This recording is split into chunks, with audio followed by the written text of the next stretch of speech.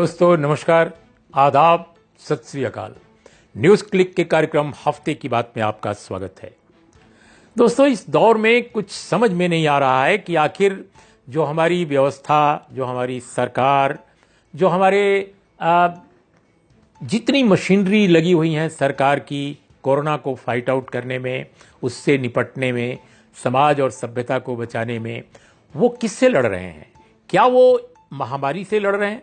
क्या वो महामारी को खत्म करना या महामारी से लोगों को निजात दिलाने की कोशिश कर रहे हैं, या वो लोगों से ही लड़ रहे हैं? लोगों को ही एक तरह से वो हाँक रहे हैं, लोगों को ही मार रहे हैं, लोगों को ही ऐसा लगता है कि लोग उनके दुश्मन नजर आ रहे हैं। महामारी की आड़ में ऐसा मशीनरी में भी लग रहा है। केवल मैं राजनेताओं की बात नहीं कर रहा हूं, मैं तो पूरी गवर्नमेंट मशीनरी की बात कर रहा हूं कि क्या वो अवाम को ही, खासकर गरीबों को, साधारण लोगों को उसने दुश्मन की तरह मान लिया है। जो जहां पा रहा है वहीं लोगों को या तो लूट रहा है या तो मार रहा है। केरल, तमिलनाडु और कुछ एक इवन कर्नाटक, इन स्टेट्स को अगर छोड़ दिया जाए तो पूरे भारत में सरकारी अस्पतालों की जो हालत है, जो उनकी संख्या है, जो उनमें बेड हैं, जो उनमें डॉक्टर्स, नर्सेज और तमाम जो इंफ्रास्ट्रक्चर है, वो नाकाफी हैं। ये बात हमारी सरकारें स्वीकार कर चुकी हैं। सबसे बड़ी बात है कि राष्ट्रीय राजधानी की सरकार स्वीकार कर चुकी है और इसीलिए प्राइवेट से लेकर के और नए नए प्रयोग किए जा रहे हैं। स्वयं उनके अपने मंत्री जब बीमार होते हैं, परेशान होते हैं, हम सबको शुभकामना देते हैं कि कोई बीमार ना पड़े और अगर कुछ हो किसी को तो सब ठीक हो जाएं। लेकिन यहां तो मंत्री का भी इलाज सरकारी अस्पताल में संभव नहीं हो पा रहा है, प्राइवेट में जाना पड़ रहा है। तो दोस्तों, हम जो बात बहुत संक्षेप में कहना चाहते हैं आपसे कि एक तरफ अस्पतालों के स्तर पर, दवाओं के स्तर पर, उपचार के स्तर पर, क्वारंटीन के स्तर पर, आइसोलेशन के स्तर पर आवाम को, खासकर जो गैर वीआईपी हैं, जो साधारण लोग हैं, उनकी एक तरह से लूट मार मची हुई है। इतना पैसा, यहां तक कि मैं तो कह रहा हूं कि जो वर्किंग मिडिल क्लास है, जो खाता पीता समाज है, उसके लिए भी बड़ी किल्लत है। मैं आपको बताऊं कि प्राइवेट जो अस्पताल हैं, वो भी राष्ट्रीय राजधानी क्षेत्र के, उनका एक आंकड़ा, और मैं ये आंकड़ा अपनी ओर से नहीं पेश कर रहा हूं, ये टाइम्स ऑफ इंडिया जो बड़ा अखबार देश का है उसमें छपा हुआ है कि जो प्राइवेट अस्पताल हैं उसमें प्राइवेट रूम 7,500 रुपए, सेमी प्राइवेट रूम 7,000 रुपए, general ward ICU, general ward 6200 रुपए, आईसीयू जो है 10,000 रुपए, आइसोलेशन वार्ड 6,000 रुपए और 10,000 रुपए आईसीयू किसी विशेष प्रकार के, double sharing room 8,000, private room 9,000 और कई जगहों पर 9,000 से लेकर के और 10,000 के बीच में इस तरह के रूम उपलब्ध हो रहे हैं। इसमें वे चार्जेज नहीं शामिल हैं जो दवाओं के दाम और उपचार के अलावा बिल में ठोके जाते हैं। तो ये एक जनरल जो चार्जेज है वही है। यानी कुल मिलाकर कहा जा सकता है कि ये जो मूल्य है वो और बढ़ जाता है और इस पर खर्चा बढ़ जाता है, पहली बात। दूसरी बात दोस्तों, मैं कहना चाहता हूं कि इस वक्त जो व्यवस्था को चलाने वाली जो संस्थाएं हैं, खासकर पुलिस की बात मैं करूं, जो एक बड़ी महत्वपूर्ण मशीनरी है, ऐसा लगता है कि अनेक स्टेट्स में जहां की प्रशासन में संवेदनशीलता नहीं है, जहां की डेमोक्रेसी का एलिमेंट या तो बहुत कमजोर पड़ गया है, या जो वहां के शासक हैं, वहां की जो गवर्नेंस संभालने वाली पार्टियां या नेता हैं, या तो उन्होंने खुला छुट्टा उनको छोड़ दिया है। इतनी ज्यादा जुल्म सितम उन पर ढाया जा रहा है कि उसकी कल्पना नहीं की जा सकती। अभी एक जगह है तमिलनाडु में, उसको, अच्छा, तमिलनाडु की जगह की बात करने से पहले मैं आपको बताऊं कि तमिलनाडु सरकार ने हाल में, जो एआईडीएमके की सरकार है और सभी जानते हैं, ये कोई छुपी बात नहीं है कि उसको भारतीय जनता पार्टी का और केंद्र के जो मौजूदा निजाम है उनका संरक्षण प्राप्त है। ये बीजेपी बैक्ड जो एआईडीएमके सरकार है, वो बड़ी दिलचस्प नजारा है उसका है। उन्होंने क्या किया कि पूरे प्रदेश में 1,000 से अधिक जगहों का, कस्बों, शहरों का उन्होंने आनन फानन में नाम बदल दिया और नाम जो बदला उसमें प्राचीनता लाने की कोशिश की। यानी एक तरह का बताना कि जो नया नाम है 300 साल पुराना अगर कोई नाम है, 200 साल पुराना नाम है, तो हम 800 साल पुराना कोई नाम खोज कर लाएं। अब पता नहीं वो नाम थे नहीं थे, लेकिन उन्होंने तमाम शहरों के नाम बदल दिए हैं। उसमें एक शहर था बहुत मशहूर और इंडस्ट्रियल बेल्ट, तूतीकोरिन। तूतीकोरिन का नाम उन्होंने अभी रखा है तूथुकुडी।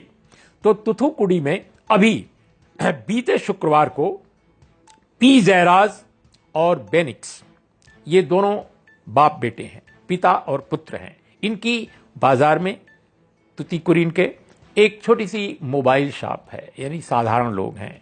दोनों बाप बेटे को पुलिस ने इस नाम पर पकड़ लिया, मारा पीटा कि आप दुकान को क्यों टाइम से नहीं खोलते और बंद करते हो, आप लॉकडाउन के नियमों का उल्लंघन क्यों कर रहे हो, आप कोरोना के दौर में ये क्यों अनुशासनहीनता दिखा रहे हो। और उनको इतना पीटा गया, फिर उनको थाने ले जाया गया, रात भर थाने में रखा गया और उनकी 4 दिनों के बाद अस्पताल में मौत हुई। और अस्पताल में मौत के बाद जो पाया गया है कि उनके रेक्टम से लेकर, यानी उनके मल द्वार से लेकर और तमाम जगहों पर घाव के निशान हैं। अब पूरी रिपोर्ट आने पर सारे ब्यौरे मालूम हो जाएंगे। जांच कमेटी बैठने वाली है, बैठी, हो सकता है बैठ गई हो जब मैं अभी बात कर रहा हूं तो।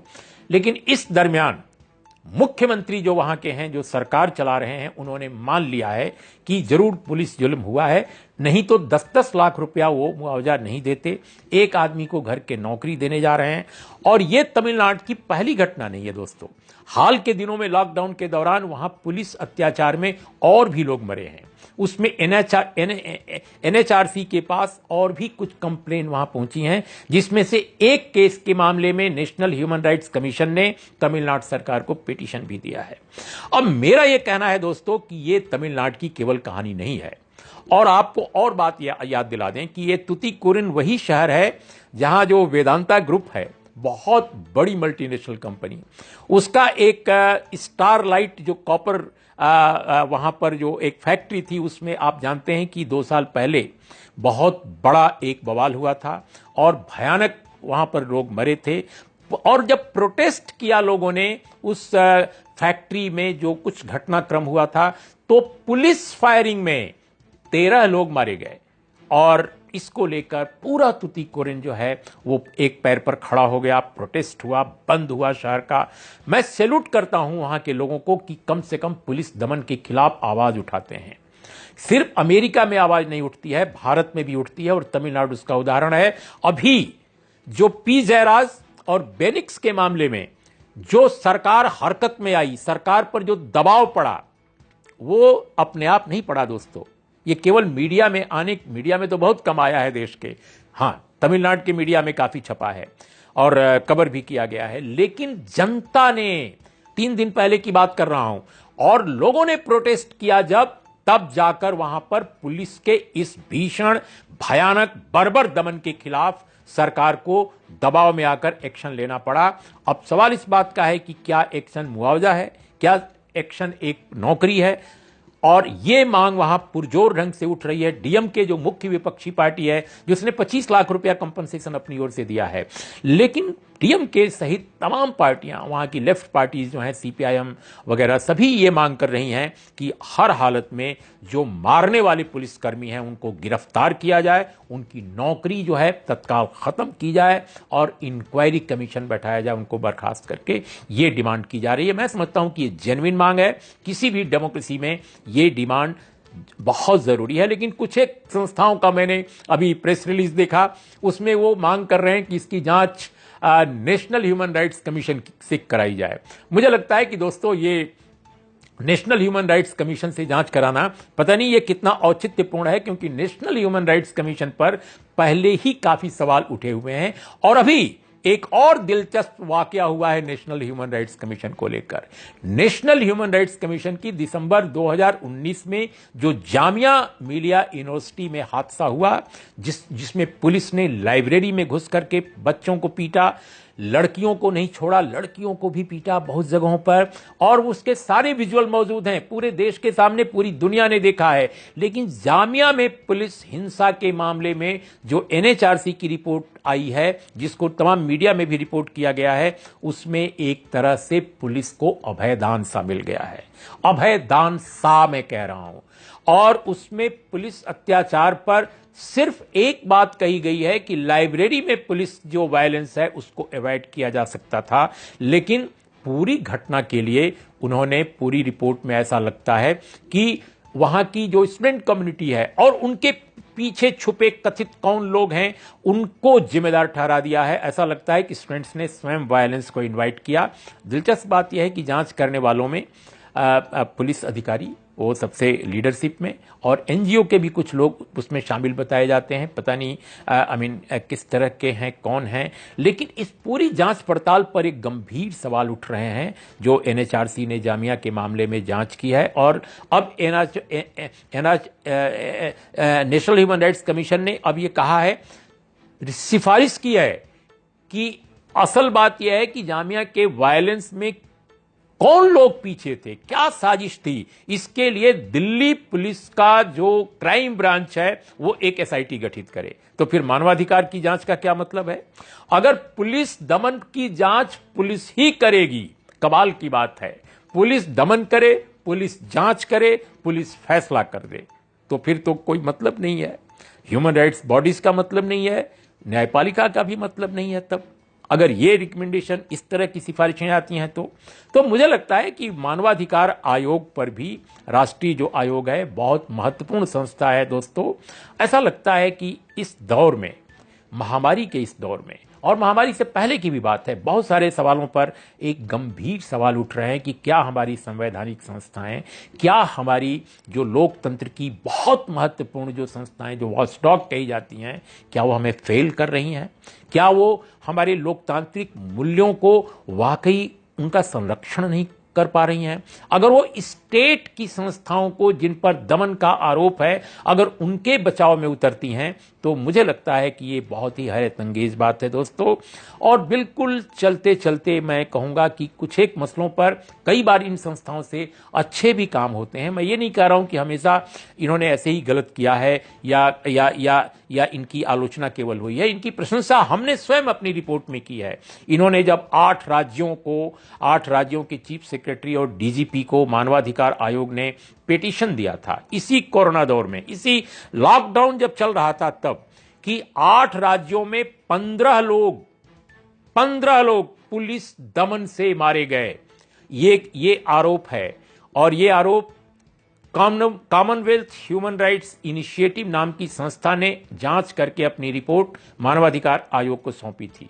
मानवाधिकार आयोग ने बहुत अच्छा काम किया कि उन्होंने इन राज्यों के चीफ सेक्रेटरी, डीजीपी को लेटर लिखा, नोटिस दिया और बताया कि आपके यहां ये है, उसमें उत्तर प्रदेश है, तमिलनाडु है, पंजाब है, तमाम स्टेट्स हैं, और इन स्टेट से पूछा है कि भाई आपके यहां ये 15 लोग टोटल, हर राज्य में बिखरे हुए हैं, संख्या अलग अलग है, कि ये लोग जो मरे हैं, बताया जाता है कि पुलिस ने मार कर लॉकडाउन के नियमों के कथित उल्लंघन के नाम पर, मामूली उल्लंघन के नाम पर मारा। और ये सारे गरीब लोग हैं, सारे साधारण लोग हैं, अमीरों को नहीं पीटा जाता, केवल गरीब पीटे जाते हैं।